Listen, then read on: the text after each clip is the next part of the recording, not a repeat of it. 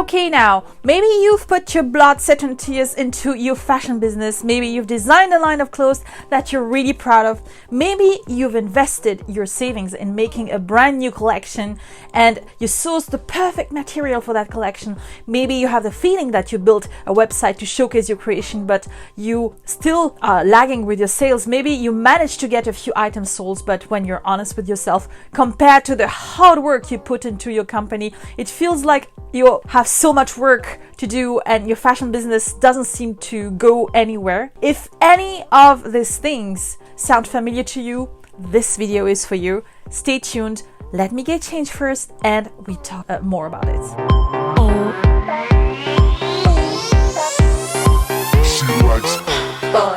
Bonjour fashion designers! So here I am again, all dressed up with makeup and so on and so forth.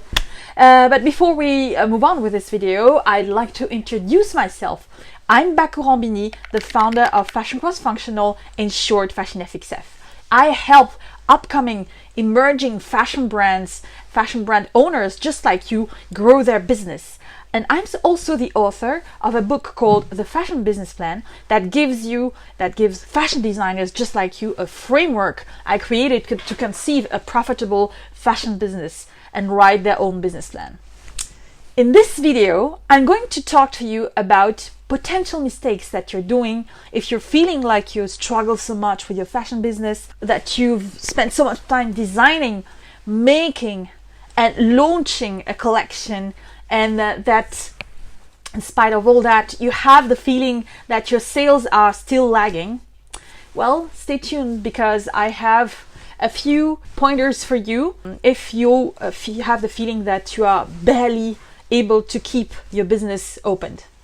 Chances are you're making one or more of the 3 common mistakes that I'm going to tell you about, and those common mistakes that are really hurting your fashion business. So let's see what are those mistakes and how you can fix them so that you can start seeing results and let yourself breathe a little bit in your fashion business. Okay, guys? Let's go. Mistake number one. Mistake number one is pushing sales before you're finished clarifying your brand DNA. If you're a fashion startup, there's one thing you need to know. You can't sell your collection until you clarified your brand DNA. It doesn't have to be perfect, but it needs to be clear. Say that again. Crystal clear.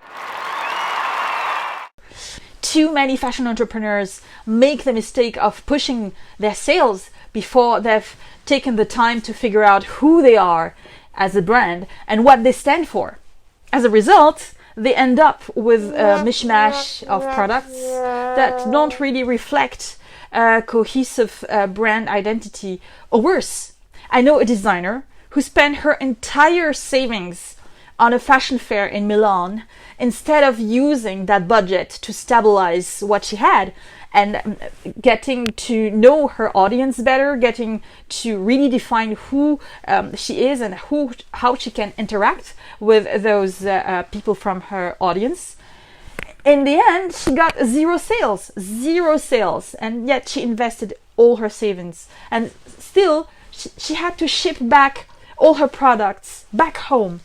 And even if, let's say, you sell a few items, let's say you're not in that condition or that situation of hers, but let's imagine that you've sold a few items. It will be very difficult, even if you've sold a few items, to build this loyalty towards your brand and make your customers come back again and again, because that's the beauty of a well-crafted brand DNA.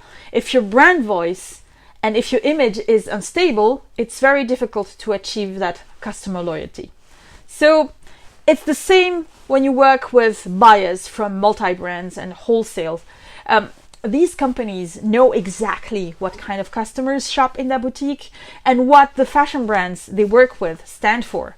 They select new brands to complement their brand selection. So whichever the sales channels you pick, take the time to figure out your brand voice before you start selling.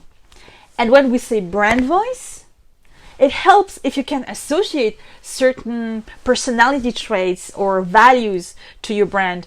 Give your fashion business a real unique identity, like a person. Okay? It's like a person.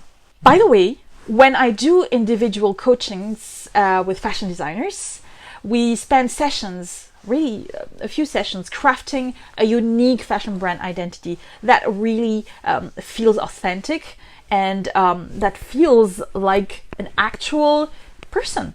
I coach designers build a cohesive and complete brand identity so that the brand can be recognized physically with a distinctive personality and a touch and an approach that is really distinctive.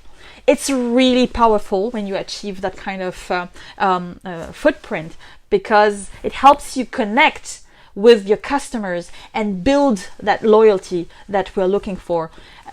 Loyalty from customers who trust you and who really value you. If that's something you're willing to improve, I really detailed all those steps on the creation of the solid brand DNA in my book, in the Fashion Business Plan. I talked to you about it at the beginning of this video. So that book contains explanations and detailed workbook and templates that will help you along. So make sure you check it out, because it's a huge game changer for you in the long run, and it helps for your visibility and how your brand is perceived. So it's the first chapter, and the other chapters are really valuable, of course, as well, but already in the first chapters, you will get amazing visibility if you manage to work through that chapter dedicated to building a powerful brand DNA. So check it out. It immediately changes your image, and you grow closer to high fashion people that are more willing to pay more for what you sell. So working on your fashion brand vision definitely facilitates your work in sales afterwards. So if this is something you haven't yet explored and you want your sales to feel less like a burden, try this and go and see the Fashion Business Plan. Mistake number 2, working harder instead of working smarter. Every day I see fashion startups and businesses popping up left and right, all trying to make a name for themselves while the market gets increasingly competitive. And while hard work is certainly very important, although I'm a hard worker myself, you need to be aware of this. There's only so far you can go if you're not working smart. There are so many times when I've seen designers work tirelessly and it just seems like it will never be enough. They're putting in all this time, but their efforts aren't connecting with that kind of result and what they want to do, because customers switch to other designers and they end up contributing to the noise without really making a difference as a brand. But it doesn't have to be this way. Okay, it doesn't have to be this way, because I know one designer who was trying really hard, posting here and there, which wasn't working out too well for her. There was no real traction and people seemed not too interested. So eventually, through brainstorming sessions I led with her, we came up with a strategy customized to her brand to help her reach the customers who would really fall for her collection. And it worked. It actually worked. She increased her online sales by 20%. If you want ideas on how to increase your sales by 20% like she did, you can watch this video I did with her where she explains what we did together. Maybe you'll find ideas that you can use for your own fashion business. Mistake number 3 is testing and learning on data and systems that are available. As a fashion startup, it can be so tempting to make all your design decisions based on your own ideas and preferences, and to make all the business decisions also based on your own preferences. However, success leaves clues. Other fashion entrepreneurs before you went through the same struggles, the same road that you're currently struggling on, and they probably shared about it, or it must be documented somewhere. By the way, if this is something you're interested in, you can check the articles on the Fashion Cross-Functional blog explaining how fashion designers emerged and built their success. As an example, you can check this article about the 5 lessons you can learn from the greatest famous tennis brands in order to be successful. And let me know in the comment if you'd like to know more about other designers. Anyway, back to our video. The information is available out there. So why not use it? Why do you absolutely want to struggle and go through that testing and trying things on your own based on data that is not sufficient? Anyway, the information is available. So why not use it? Why do you absolutely want to spend and waste your time and money doing something that is already documented out there and that tells you exactly how to do?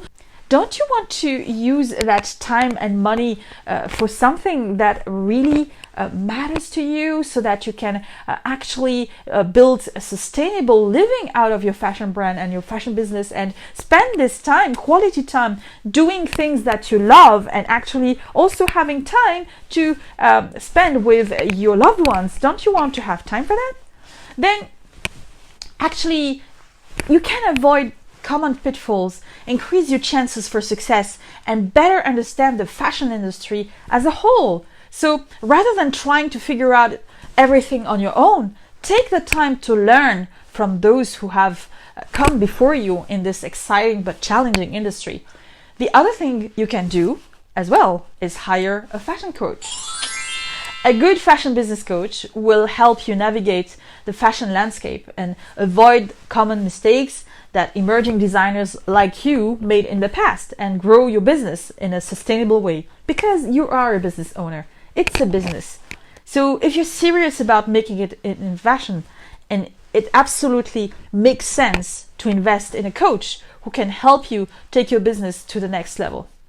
At Fashion Cross Functional, at Fashion FXF, we have the one-on-one scale-up intensive sessions, which are dedicated online coaching sessions just for you to help you grow your fashion business. The program is tailored to the designer's needs, and it depends on what you're struggling with and what you want to work on. So together we work on strengthening your vision to make you even more visible. We improve your strategy to find a smart way for you to reach your goals, and I help you implement smart processes for your fashion business so that you don't spend your valuable time on something that's tedious and so annoying. If this is something that you're interested in, check this page. At this point of the video, I've really shared all my thoughts when it comes to the big no-nos to work on if you want to scale your fashion brand. And if there's one thing that you have to take away from this video, it's if you're not clarifying your brand DNA before selling your collection, if you don't find a way to work smarter to help your sales feel less as a burden, if you don't do your homework and learn about the basic do's and don'ts in this industry, then it will feel very difficult to grow, especially in the current world.